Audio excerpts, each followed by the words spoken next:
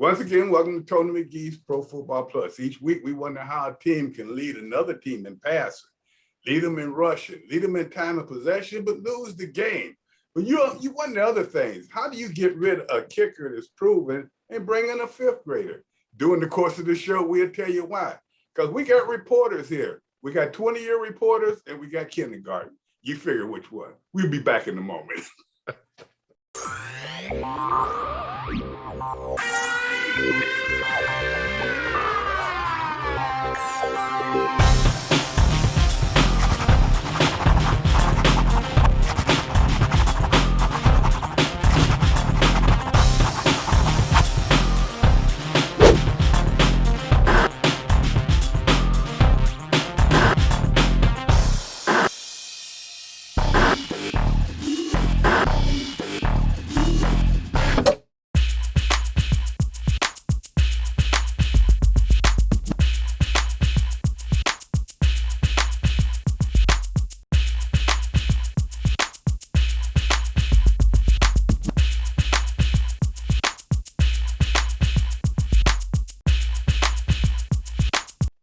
Well, welcome back. Each and every week, as I said, we try to bring something new, but this is the same old story.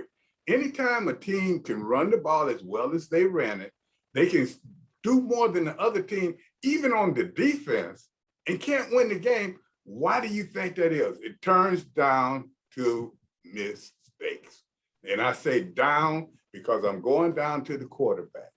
Donna Hopkins is going to tell you about this quarterback. If you look at him, he's a playmaker that can make plays, but he makes mistakes.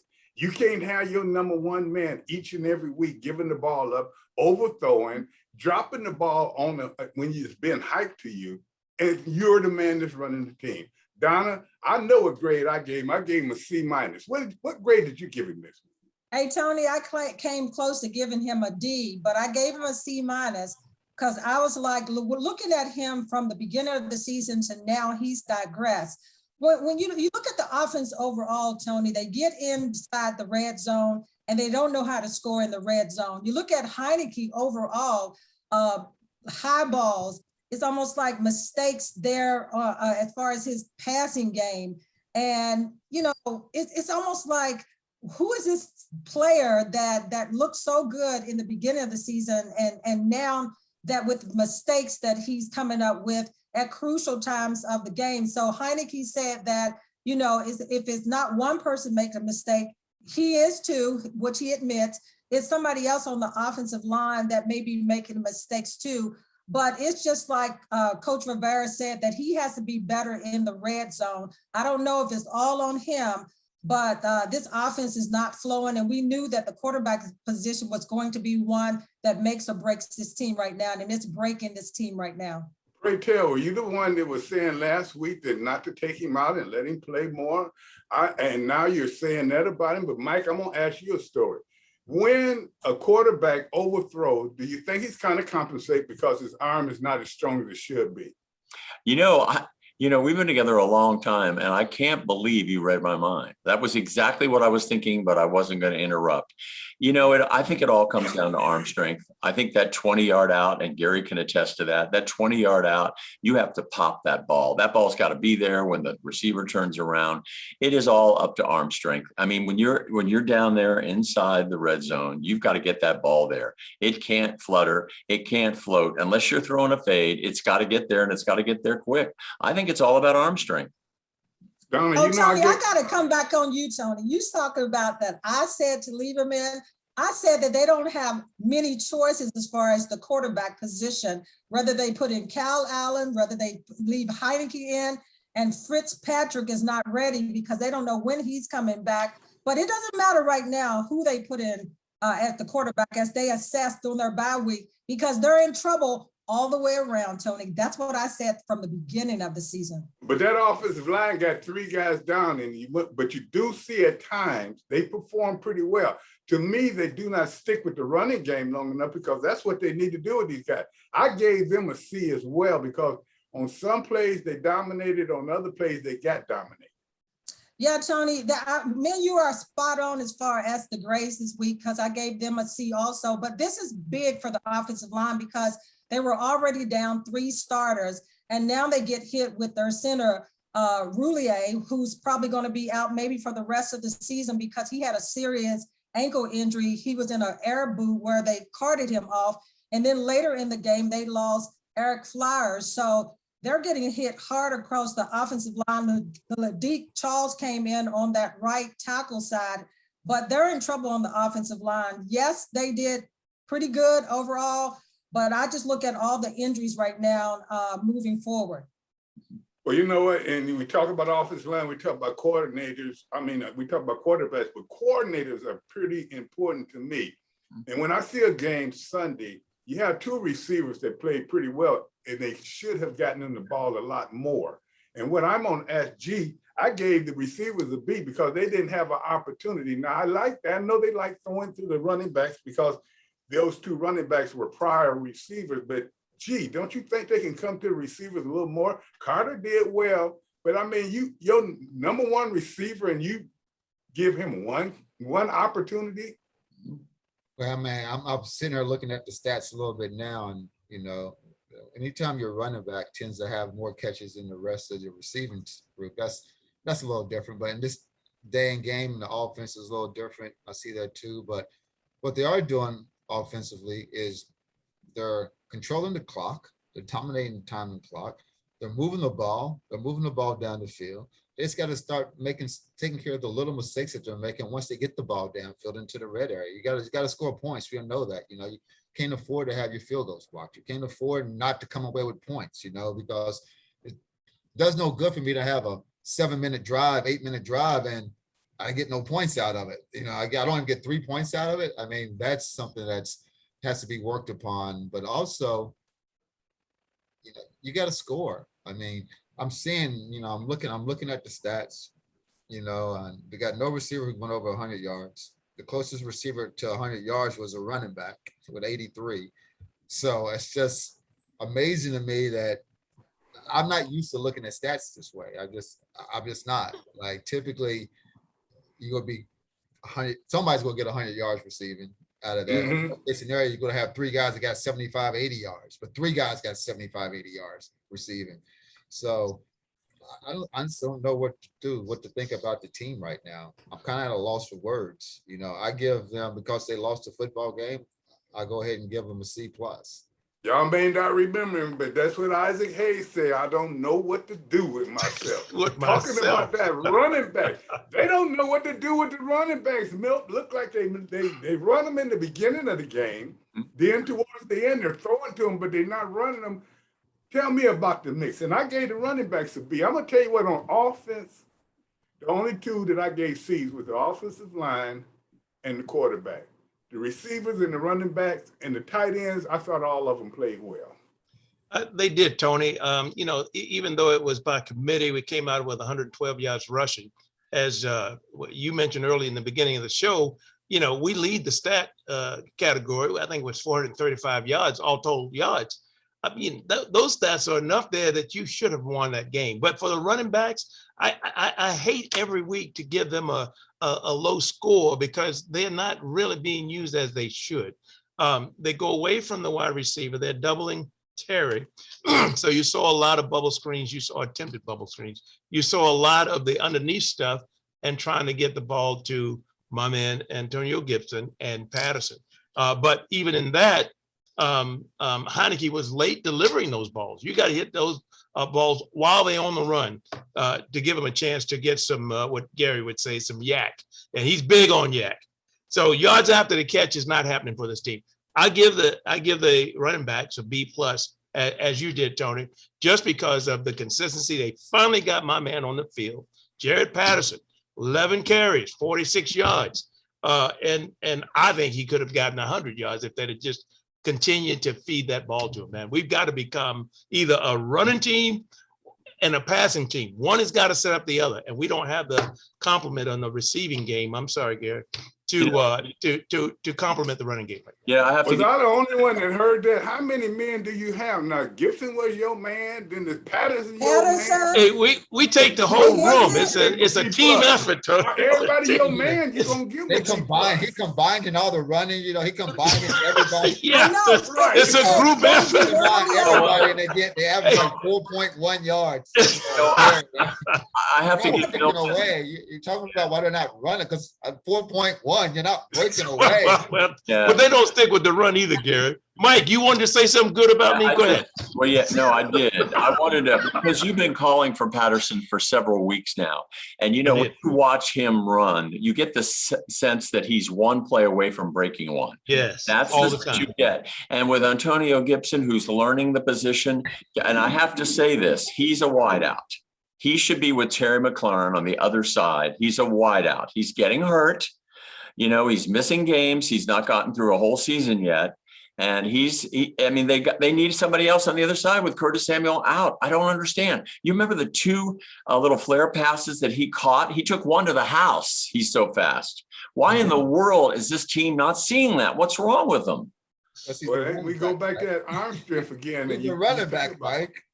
He is not. He is a receiver in college. Well, in college, but he's a running back He's here. a running back that can catch Right. the football. No, He's not a bad he's a running wide back receiver.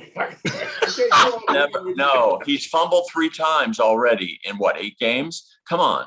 Yeah, that's not good. He is a That's not running back. He's a wide receiver. And he But was in college. Tony, even despite the fact that we're talking about Heineke and the struggles, we're talking about the receivers and all of that, they got inside the 40-yard line or the 30 6 times, and they weren't able to move the ball at all. And so Coach Rivera said they've got to look at the red zone. They've got to look at, do they have the right personnel in there? But it's almost like they get down there and 2 of their scores, had they scored these field goals, they could have won this game. But if you're getting field goals blocked and not getting those points when you get down there, and I know we're going to get to that, but that's opportunities. Deflating. Always say to score points, and they walked away with no points, or they. Oh, come on, Donnie. You a better announcer than that, than to dog them like that for your cousin. They didn't get Tony. That would have been 6 points. You 6 went points all the way win the around the game. bush to Oh, say. Gary, tell me. She's if an I'm wrong, advocate, Gary. Tony. She's With an these advocate. 6 points, Gary, with these 6 points, won the game. We needed You're right, more than you're right. 6 points. But Mike, We needed one 8. thing I do. We needed 8 Yeah, points. yeah. We But So they got in the red still would have zone. lost the game.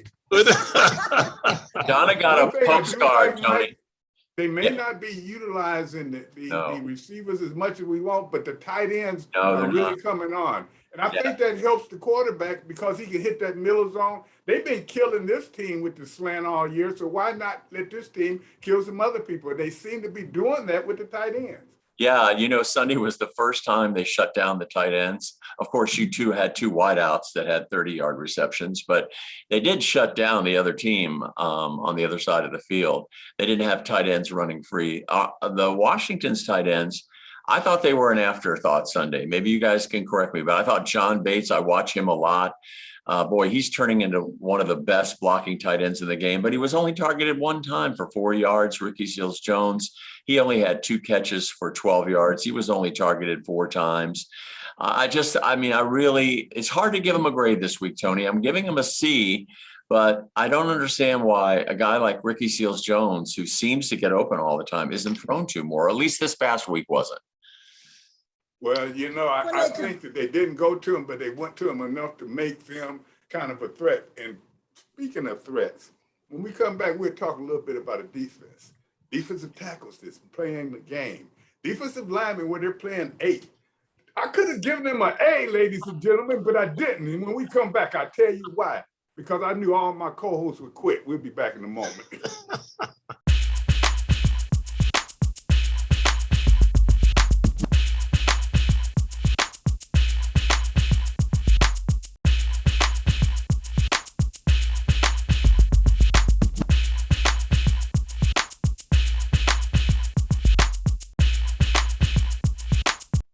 If you watch the defense on Sunday, it looked like this picture that you're seeing on television. They kept that other offense in the frame.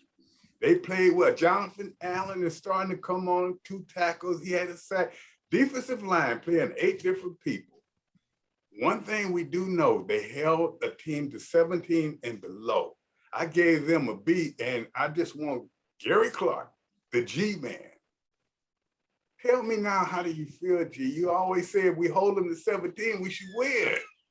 We should win. The defense did a great job. This team only scored 17 points. Anytime the defense holds a team to 17 points, the offense must win that football game. So the defense did their job. I got nothing to say other than the offense let them down, 100%. Hey, hand me that crow that he's gonna eat in there. Oh, excuse me. Yeah, I'm eating crow. I'm definitely eating crow this week. You know, don't get me wrong. Like our punter punted one time, so it's not like we didn't control the offense. Like we controlled it. 20 points. I mean, we just didn't score any points. We did everything but score points. Well, I gave them a B, and I'm gonna tell you what. This is one that's going to surprise you quite a bit. I gave the linebackers a C+, and you know why? One person, Collins. I think letting him play Rover has changed that linebacking core.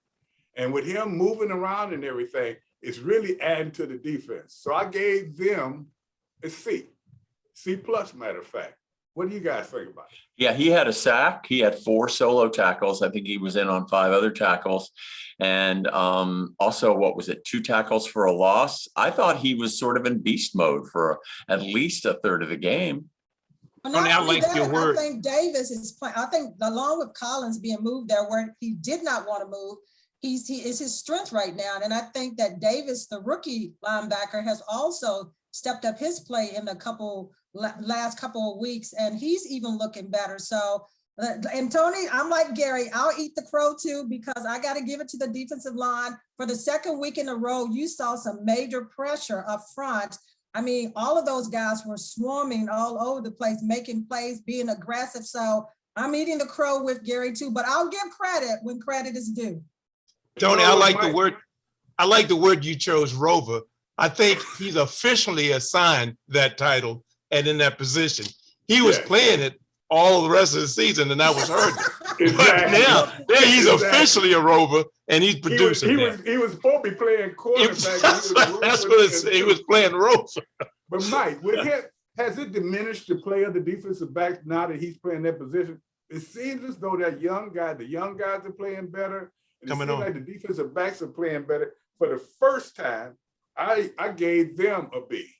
Yeah, you know what? I think we're on the same page. I mean, I will say one thing though. Bobby McCain has to catch an interception that's thrown right to him.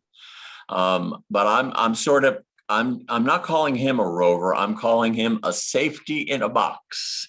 And that's what I'm calling Landon Collins. So I think I'd like to take credit for the safety in the box this week. I like that, Mike. 5 solo tackles, a sack, and I think at least 1 tackle for a loss. But moving up into the box has made a big difference. But I agree with you all. We were talking prior to the show, and I think Donna was saying it, that St. Just is really stepping up. Good size, good speed. And you know what? St. Just and Danny Johnson, the 2 of them, that tandem in the secondary, they've made some nice open field tackles the last couple of weeks. Putting Danny Johnson in there as an additional secondary player has really helped them on passing situations. Yeah, I mean, I really thought they improved. You know, no tight ends torched the Washington secondary this week, but there were a couple big plays. Cortland Sutherland, Tim Patrick both had 31-yarders, but they held Jerry Jeudy to 39 yards. And as probably Gary knows better than anybody, when you hold a all-pro receiver to 39 yards in a game, even though he was returning from injury, that's a major upgrade in the way the secondary played. I gave him a B-, Tony. Yeah, I think you did well on that, Mike, because you're starting to see improvement. And I guess what we're looking at is look at how this show was manifested since we began. And we said, even though the offense didn't play as well, we know that Heineke made mistakes. We know the offensive line did play pretty well, but then we gave we gave a B to the receivers. We gave a B to the tight end. We're looking at the secondary. We're looking at they're playing 8 defensive linemen. As bad as we think they are right now, I can see improvement. And the thing that I do see, they're starting to play more and more players, and those players are coming around. Look at that offensive line. You got 3 starters down, but they run the ball. And sometimes they run the ball just as well as the starter. So maybe we should be a little bit easier and say, this team is getting better. But when you say that, I wasn't real happy with special teams on Sunday. Well, I'm not no, gonna say that, and Tony. you know who knows all about that. Is there any particular area you weren't happy with, Tony, or should I just give you an overview? You better tell the truth. Listen, let's pick out the bright spot first. I think, as Gary said a little while ago, Tress Way, he only punted one time, 66 yards. Okay, he's still on that track, so he's always going to make the special teams look good. DeAndre Carter, you know, he's not hurting us; he's only helping us on the return game, which is an improvement over years past. Now let us move to the kicker. I think, Tony, if I can remember, and I don't go back, might be my mind remembering back all the way back. I guess not. All the way back to last week's show. I said, give him a chance. People have selective amnesia. Yeah, well, I'm going to play that card. No, listen, I'm a little disappointed, and I understand that we have an opportunity to replace a Pro Bowl level type kicker, who has the same last name as Donna. But let's just call it what it is. He was a known product, commodity, and we knew what we were going to get. If you're going to make a drastic move like that, and I call it drastic now because this is like after the fact. If you're going to make a drastic move like that, you got to bring somebody in that is at least is going to get the ball up. And I mean, Did I hear that right? Yeah, you heard it. Yeah. Listen, the announcer, and I got to say, I'm looking at it. The lineman, the defensive line, they weren't even jumping to block it. That's not good. That's just not good. So anyway, it's because he was kicking it to him. Well, this is not. This was for points. This wasn't for punting. This was for points. All I want is my apologies to where I leaned earlier, but like Tony and I said, or like Tony said, rather, Milton, maybe we jumped to conclusions. You know, there was a Chip Lowmiller sighting at the Washington Football Park today. Chip apparently came in and had lunch with Coach Rivera, and he'd be bringing Chip. I was going to say, did they have a contract? No, I feel bad for Blewett because he didn't put himself in this position. Somebody hired him and signed him. Hey, Milton, come on, Milton. Okay, Tony. Let's not go there. Tony, I gave the special team C+, and it hurt me because Tress is doing so well. No, he's a no. Tony, a C+. Listen. Let me give this little last note. Dustin Hopkins scored 6 points for his new team. 6 points. He had a field goal and three point after. Blewett only had 4 points. I mean, Milton, I rest my case. Stretching. You're a I rest my case. Make sense. I rest my case. That's three block kicks in the last 2 weeks, 2 in the game. One didn't even get over the lineman's head. And Coach Rivera said when they went back to look at him, he's rushing it. I mean, he said that with the kickers right here, he said, who else is out there? So they had to go with what they got with him. But because he said most of all the consistent kickers are on teams. But even with him saying that, Dustin Hopkins was a proven veteran that you knew getting with him. And then you get this guy, hasn't kicked in 5 years, never for an NFL team. So stop trying to make excuses. Well, wait a minute. I went off what Gary said. It sounded like, I don't know whether it was Gary or whether it was Tony or whether it was Mike. One of them said that Blewett got a guaranteed 3-year contract. Who was that?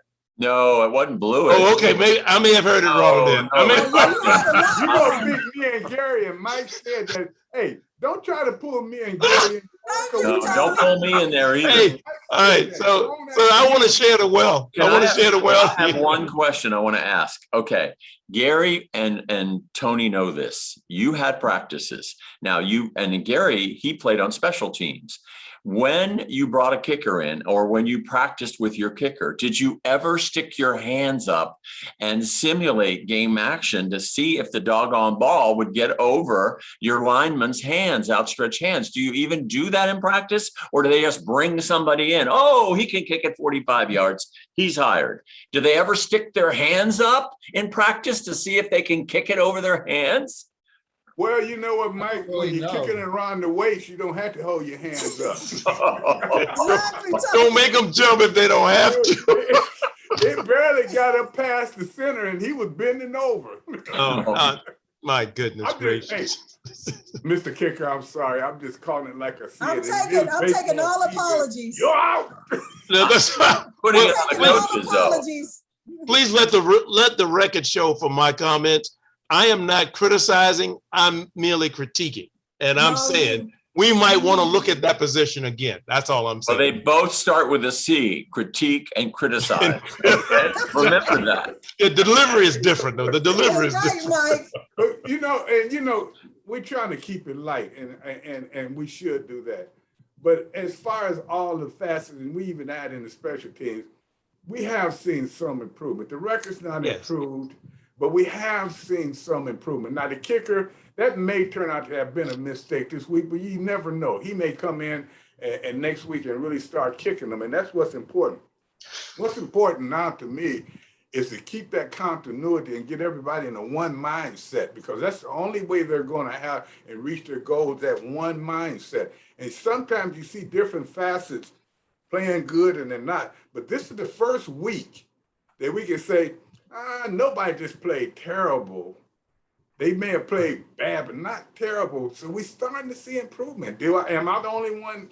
Let me get my sunglasses out because I know I'm looking through it. And Rose. Hey, Tony, I think the offense is going backwards. I don't see in the last 3 weeks where they've improved or went forward. I think that's an area that they're going backwards. So But who's making the mistakes in the offense? You agree can't with say that the offensive line, the receivers are going backwards because the quarterback is making mistakes. Well, You the can't say quarterback, running isn't the backs are going offense in backwards. general?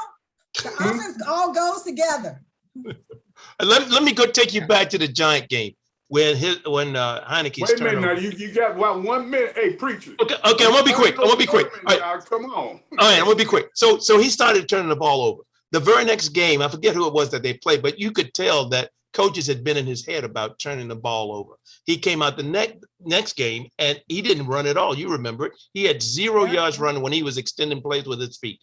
I believe that that's the dilemma he's in right now. He doesn't want to have turnovers, so he doesn't want to run. He's not extending plays with his feet, and I think he's holding on to the ball too long. And they had sacks yesterday that they should not have had if he'd gotten rid of the ball. That's okay. Well, Milt, we're gonna check that. We're gonna fact check that and make sure that's what you said. But at the same Wrong. time, we are always looking at everything. When we come back, we'll talk more about other teams. But one thing, remember, our alumni show is going to be coming up real soon. I'm not going to tell you the date each time, but you look for it. So we got a little piece of the alumni show, and we got a little corner here with George Stark. But I tell you what, when we come back, this is going to be hard for these guys because they're talking about how many points they scored. Wait till you guys see how our picks are this week. None of us scored. We'll be back in a moment.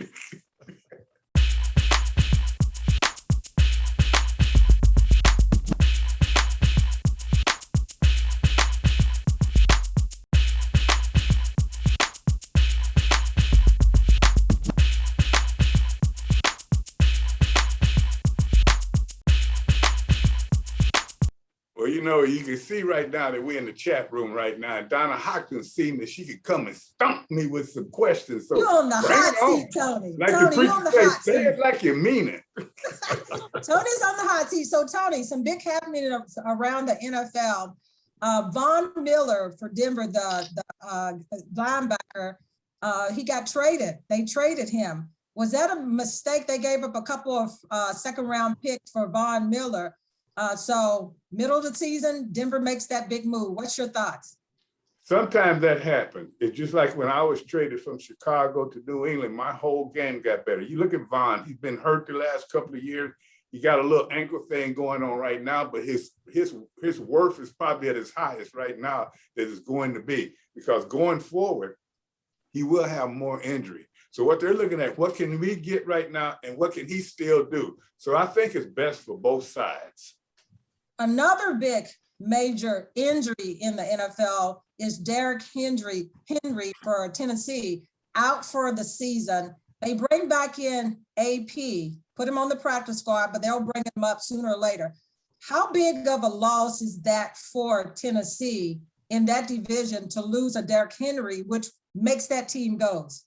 It was just a matter of time. You can't run the ball for 2,000 yards, 2 or 3 years. I've seen that each and every time that a running back goes over a certain amount of carries during the course of a year. The next year, it seems as though they end up hurt. The next year, they're hurt a little more, and then the next year, they're out. So right now, that's a big injury rate for him. He was carrying that whole offense. I think it's very important, but when you get AP in and get him in a little bit of shape, he could be dangerous and he's fresh. I think that'll help him, but it's not going to be like having Henry in. Well, Tony, let's talk about this bye week coming up for the Washington football team, probably at a perfect time. Would you say that this was a good break for this Washington team at this point, being 2-6 at this point, or would you have rather for them to proceed on? Is this a needed break for this team? Yeah, I think what they can do is start looking at how much they have improved and go back to where they'd like to go and work on those things diligently this week. Work on being a team. Work on having that same mindset. You hear me say that over and over today for the simple reason. That's one thing you didn't see on Sunday too. Everybody got to be on the same page. You see things going. So this is a good week for them to pull it together. Now, you've lost 6 games. That's very dangerous right now. But at the same time, you still have an opportunity to have a pretty good season. So what you do, as the coach feels they can do, is try to improve each and every week, beginning with this week, with the bye week. But I'm going to tell you, just like Muhammad Ali told a lot of people, but that's all you got? I thought you had something. Well, Tony, let's keep on going. Okay, so Ron Rivera, during the y'all's bye week, you normally get the week off, right? Coach Rivera, what is the message he's sending to this team right now? He said that the practice will take place this week. He's not letting them off for the whole week. Well, you can ask G about that. Every time we had bad games, that happened, and I think they should put them in pads. If they weren't so beat about, they should scrimmage them. They should play every play this week in practice like it's a game. That's the way you get game ready. That's what we did. That's what they should do. Tony, okay, Coach Rivera also said this. He said that during this bye week, they're going to assess the whole team. Should they be assessing the coordinators too? And I guess that's what he means by the whole team. He said they're going to look at the red zone. They're going to look at both sides of the ball to see if they've got the right people in at the necessary times. If you're the general manager right now and the head coach going into the bye week, what's on your mind? I mean, are you concerned as a head coach looking at this team right now? Because they said that this is a team that's trying to find themselves. Well, what I would look at is this.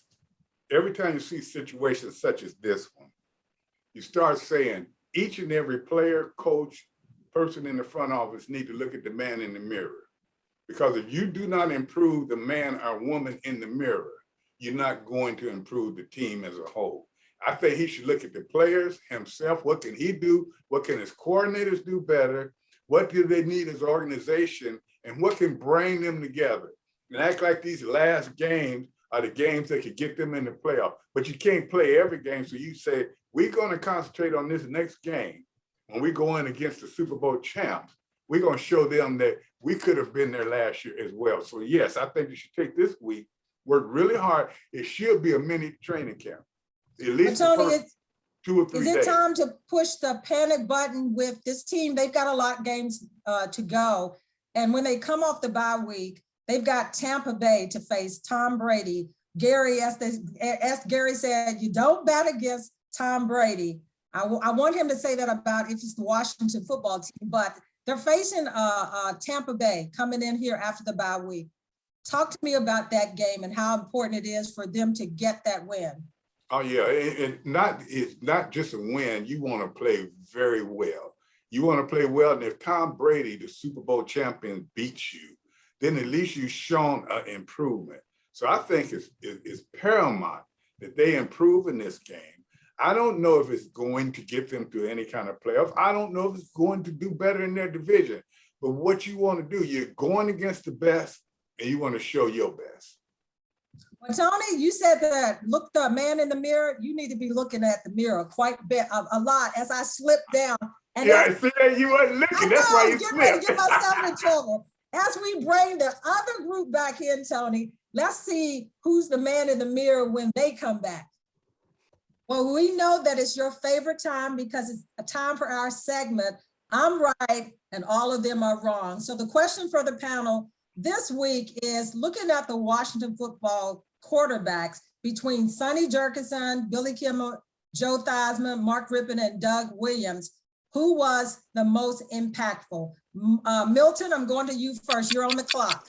I'm so glad you did. Okay, so when I got the question, when you sent it to us, I did go to the Webster and I looked up impact. Oh, no. And so based on that definition of impactful, my selection would be Doug Williams. It was a toss up between Joe Theismann and Doug Williams, but Doug, in my opinion, was the most impactful. Okay, Mike, you're on the clock. Oh, there's no question in my mind. It's Doug Williams for a variety of different reasons. Excuse me. He's in the Crew of Fame down with Tampa Bay. I mean, he was one of the premier quarterbacks when he was quarterbacking at Tampa Bay. Of course, he won the Super Bowl with Washington. He's in the Ring of Honor here. I mean, and not only that, but the most important thing is he paved the way for so many great African-American quarterbacks. And for that, his legacy is preserved in perpetuity. And not only that, but just a Mike, you're on the clock, Mike. Tony, you're on the clock and you only can pick one. Oh, I got to go with Doug as well. And the thing about it, I played against each and every one of them except Rippon. So, I did get a chance to go after a few of them. I knocked Doug out a couple of times too. But as everything Mike just said is so correct. And what you have to look at is the history of the thing. It's opened the door so we can have all these young quarterbacks, African-American quarterbacks now that's changing the whole game, going to running and everything because Doug stood in there. He took it a lot of times. He's on Tampa Bay teams that didn't win games. He endured, and now he influenced not just the league, he influenced football in general.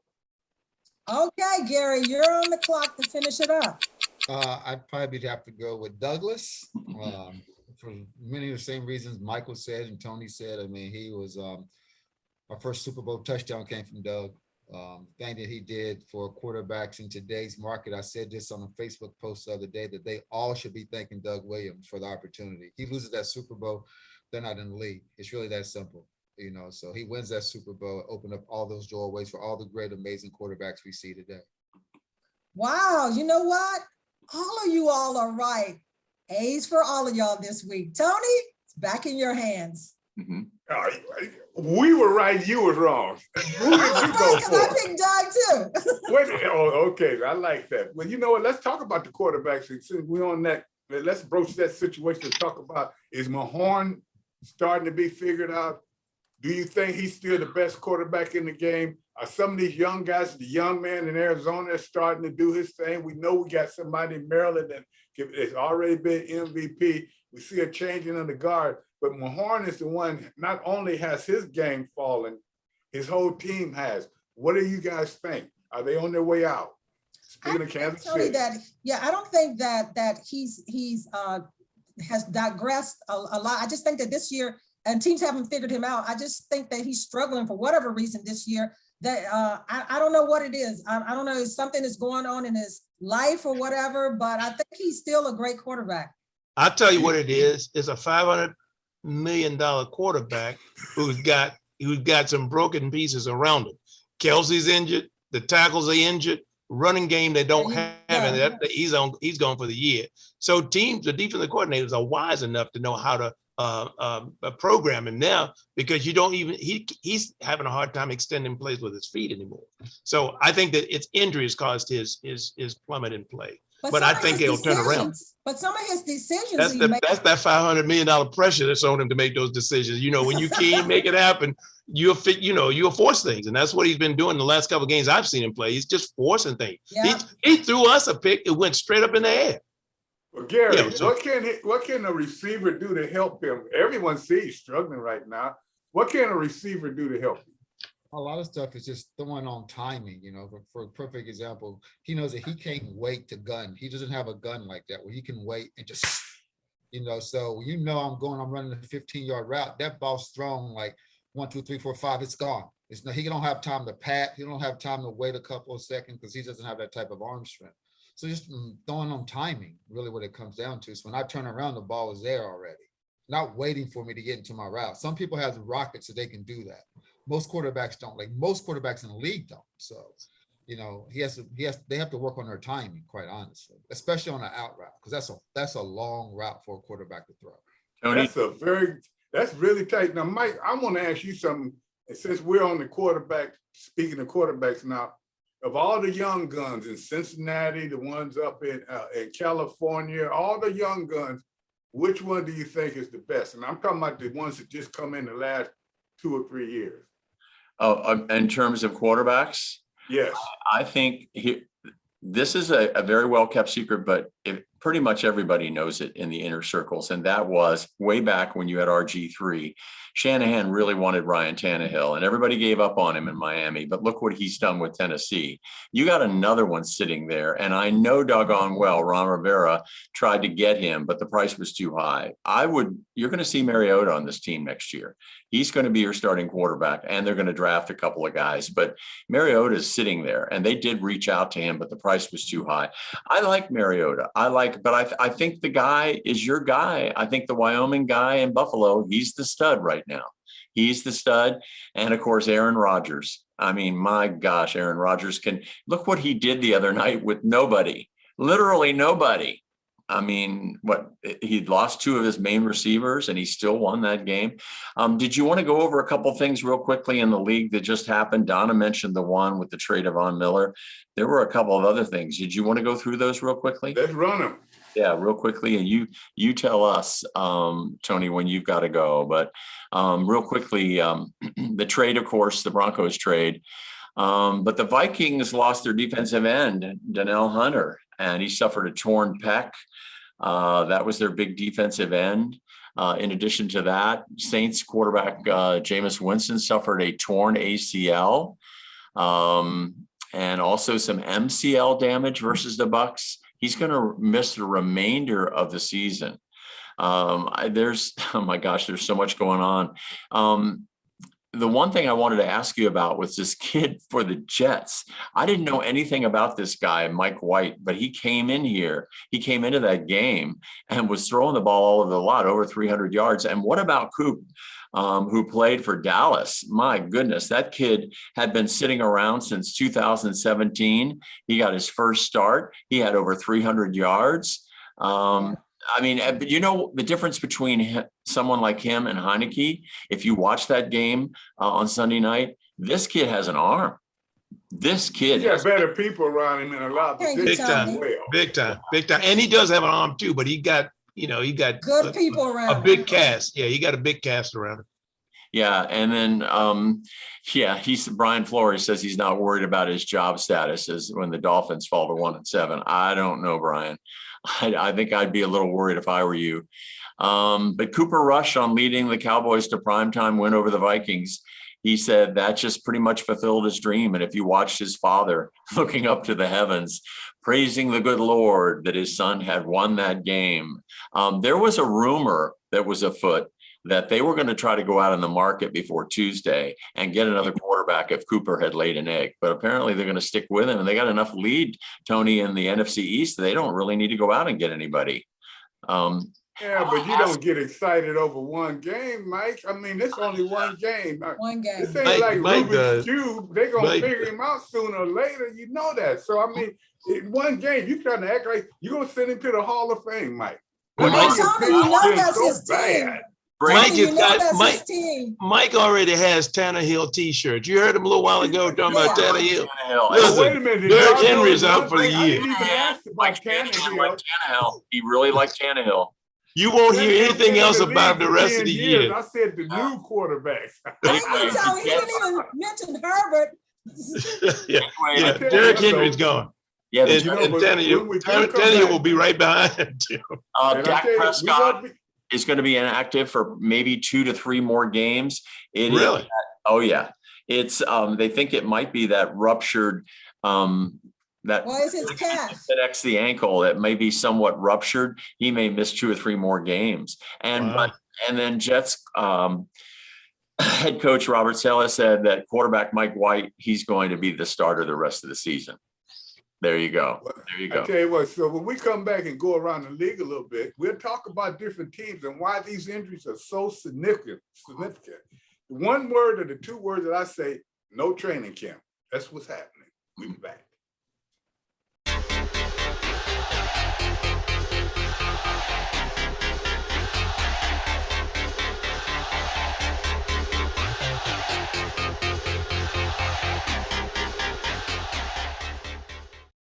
We went through a lot of battles together. You know, we're comrades in arms. It's good to see the guys. That's right. You know, we had a lot of success. The Redskins haven't had so much lately, but we had a lot in our day. And so being the head hog, it's good to see the other hogs. And, you know, it's good stuff. We really weren't the biggest. So Joe Jacoby is a big guy. Jeff Bostic, you know, has never been a big guy. So I'm a medium-sized guy. But we certainly were, without a doubt, the most famous offensive line to ever play in the NFL. And it is true that on certain circumstances, we would tell the other team where we were going to run the ball, and they couldn't stop us. We ran it there anyway. You know, athletic arrogance, as Joe Bugle used to say. You know, looking at that, looking at the head hog, I'm telling you once again, November the 10th, you'll see the alumni show. You'll see the head hog. You'll see Doug Williams. You'll see G-Man, the new Ring of Stars. And you know what? You won't see Donna there because she'll be working, but I guess she'll be there. Did Milt go to the alumni game? Get an appointment. He missed that one too. Hey, Milt, we're going to have to start checking your records, man. You know, this absentee stuff has got to go, man.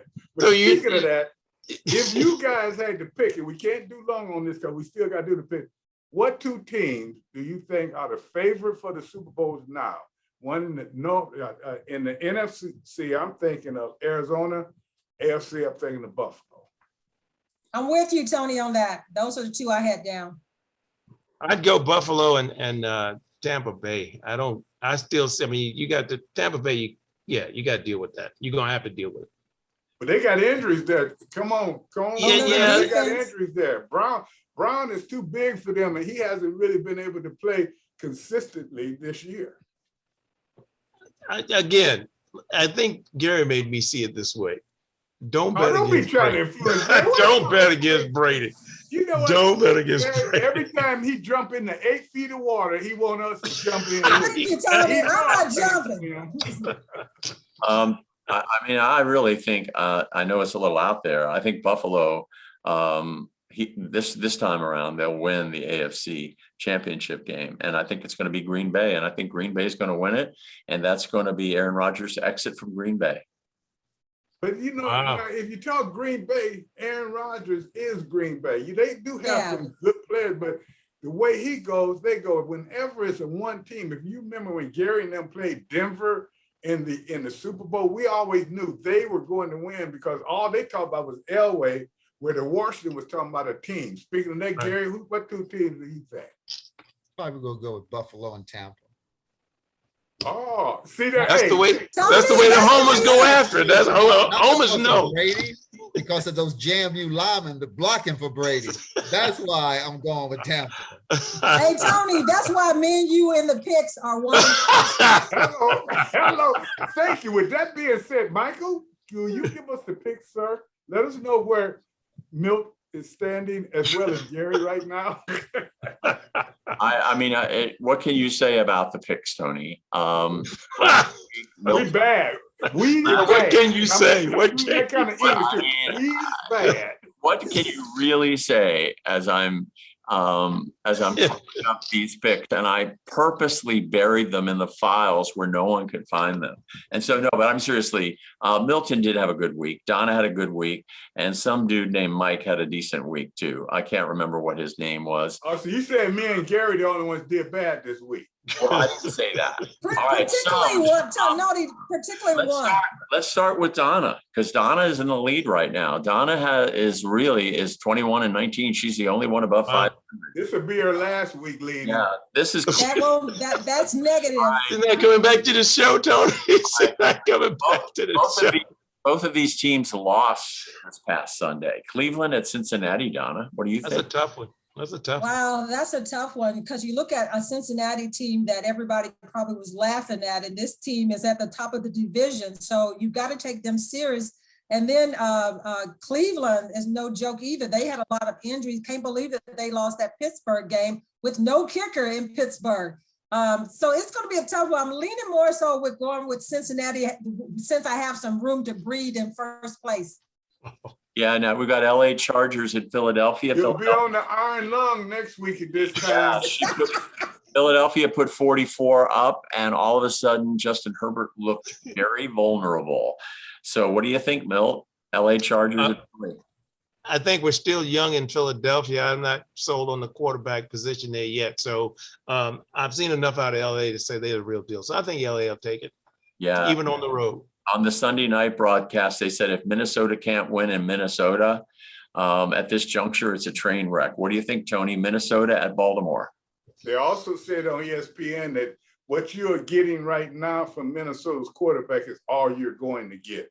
And I kind of believe that. Always going to have great stats, but no Super Bowls. So when I look at that right now, I got to just say, give me Baltimore because I know they have the heart to do it. I just don't know what Minnesota has. One week they're good, the next week they're bad. I'll save Green Bay at Kansas City for you, Tony. But Gary, Tennessee at Rams.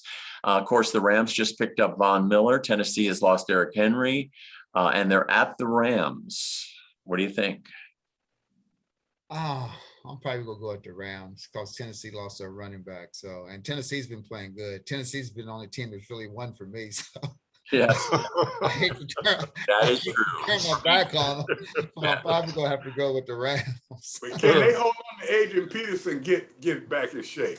Yeah, well, Take a couple games. in a minute and a half, Tony, you've got Green Bay at Kansas City. Is this a run over? Or has Kansas City got 1 ounce of energy left? They're both similar, and the only reason I give Green Bay the edge because their defense is a little better. But as you look at it, Kansas City is going whichever way that their quarterback goes, the same with Green Bay. But the only thing about it, if Rodgers have a bad game, he doesn't have enough people around him to create wins like Mahorn does. Even though he doesn't have a great defense, he's still got a lot of offensive weapons. I know people are hurting everything. So when I look at this one, I got to go with Green Bay, but I don't believe it. But Tony, tell us about next week because the alumni show is going to be a big show. Donna Hopkins, because of her connections, she caught up with an awful lot of important people. You get Mark Rippon, you have Doug Williams, you have Darryl Green. She got all these people, Tony. And we're going to bring some people into the studio too. We're going to have a good time as our Geico's alumni show, and we're going to make it exciting for you. So we want you to come back, check us out next week. And I tell you what, one thing that's good about this, we always go back and they say the old guys want to keep talking about the old guys, but it's not always like that. What we do is talk about people that have the like-mindedness. And when people have the like-mindedness and they work on it, they work on a certain goal. And that's what this team needs right now. And that's what we had when the alumni was with us. So as I say each and every week, you look for the alumni show next week, and let's look for a win week after next in a minute.